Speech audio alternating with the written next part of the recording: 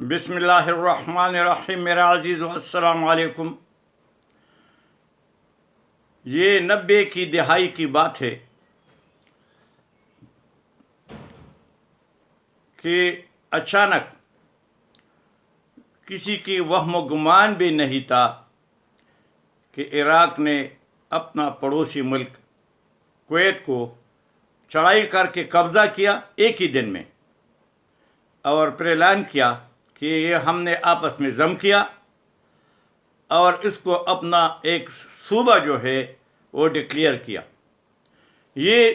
دنیا کے لیے عجیب خبر اور حیران کن خبر تھی، کیونکہ آدھی دنیا بلکہ ساری دنیا کا تیل جو ہے اسی خلیج ممالک سے، اسی راستے سے جاتی تھی۔ بس وہ سارے سپلائی بھی بند ہو گئی، تیل کی قیمت آسمان تک گئی، اور عرب ملکوں نے کوئی اس کے لیے، کیونکہ ان کو یہ پتہ نہیں تھا کہ ایسے بھی ہوگا، کبھی ایسی بھی کوئی کر سکتا ہے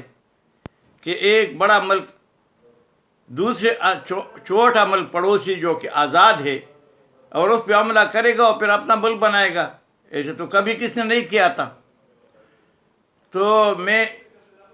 ایئر فورس میں تھا اور ریڈار پہ کام کرتا تھا۔ ریڈار کا مطلب جس میں ہم دشمن کے جہاز دیکھتے ہیں، کوئی بھی جہاز جاتا ہے آتا ہے اس کو دیکھتے ہیں اور اس کے ساتھ کمیونیکیٹ کرتے ہیں۔ بس جب ہلا گلا مچ گیا، ایسا ہلا گلا میں نے زندگی بھر نہیں دیکھا۔ ابوظہبی، دبئی، قطر، سعودیہ کے یہ علاقے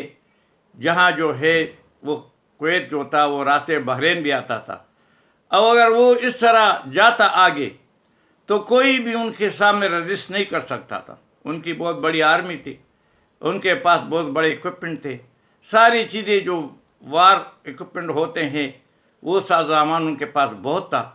اور یہ لوگ جو ہے اس کے لیے کبھی کسی طرح بھی تیار نہیں تھے، کسی طرح بھی، کیونکہ میں اندر سے اندر تھا، مجھے پتہ تھا۔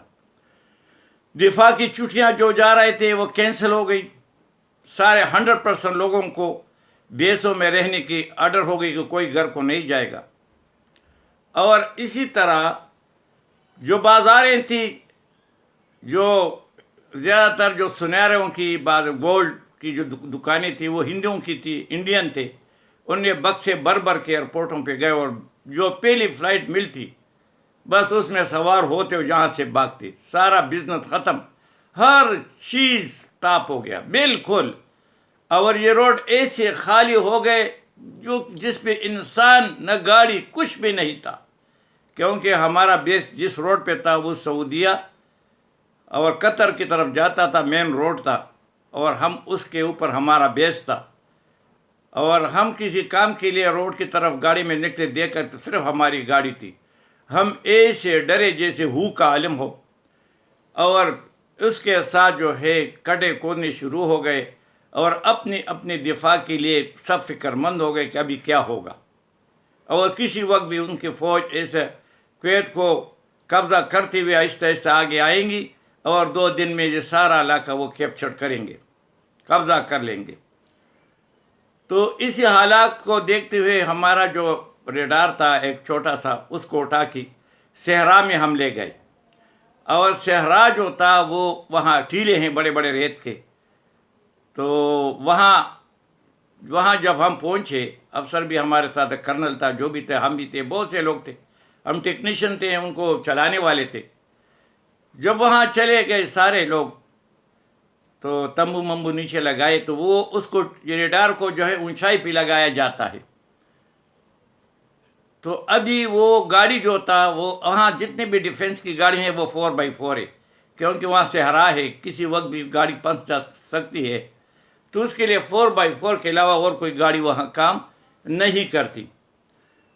تو ساری گاڑیاں 4x4 تھی۔ جب وہاں وہ گاڑی پہنچ گئی تو ڈیفنس میں جتنے بھی ڈرائیور ہیں وہ زیادہ تر پاکستانی، اور پاکستانی میں بھی زیادہ تر جو ہے وہ پٹھان ہوتے ہیں، کیونکہ کسی زمانے میں یہ لانچوں سے آئے ہیں، بہت محنت مزدوری کر کر کے پھر آگے جو ہے وہ زیادہ سے زیادہ وہ ڈرائیور بن جاتے ہیں، اور پھر وہ دفاع میں بھی بڑھتے ہو جاتے ہیں۔ تو وہ جناب جب وہاں پہنچے، اور دوسرے جو قوم جو ڈرائیوروں کا کام کرتے وہ مسقطی عمان کے لوگ ہوتے ہیں، کیونکہ ان کو تھوڑا فائدہ ہے، اپنے ملک میں اس کو اتنا تنخواہ نہیں ملتی، اور یہاں ان کو اچھی تنخواہ ملتی ہے کیونکہ وہ عرب ہے، تو ان کو ہم سے زیادہ تنخواہ دیتے تھے، تو وہ بھی ڈرائیور تھے۔ تو جب وہ ریڈار لے گئے تو وہ ہمارے ساتھ جو ڈرائیور گئے تھے گاڑیوں میں، کیونکہ وہ گاڑی چلا رہے تھے، تو وہ عمانی تھے۔ تو ان کو جب سارے وہاں پہنچے، دھوپ زبردست کی تھی، اور وہاں وہ کڑے ہو گئے کہ جو اب یہ ریڈار جو ہے اوپر وہ ٹیلے پہ، ریت کا ٹیلا تھا، اس پہ چڑھانا تھا۔ تو ان ڈرائیوروں کو کہا کہ بھائی چڑھاؤ، اس نے کہا لا واللہ ہذا مشکل واجد خطیر، وہ خدا کے بندے خطیر تو ہے، خطرناک تو ہے، اب یہ کون چڑھائے گا؟ بس کہتے ہیں بس نہیں چڑھا سکتے، جتنے ڈرائیور تھے سب انکاری ہو گئے، ابھی کیا کریں گے، ہم سے آرام میں پنسے ہیں، کوئی بھی ابھی چڑھانے والا کوئی نہیں ہے، بس سب پریشان ہیں کہ اب کیا کیا جائے، کوئی بھی چڑھانے والا جناب نہیں تھا۔ تو یہ عربیوں میں جب آپ کسی عربی سے بات کریں جو ینگ ہے یا کوئی بھی ہو، تو وہ پٹھانوں کے بارے میں کہتے ہیں کہ یہ شاول اور پھر ڈریول، یعنی جب آپ اس کو کہتے ہیں میں انجینئر ہوں، میں ڈاکٹر ہوں، پٹھان کے بارے میں کس کے ایک ہی رائے ہے کہ نہ انجینئر بن سکتا ہے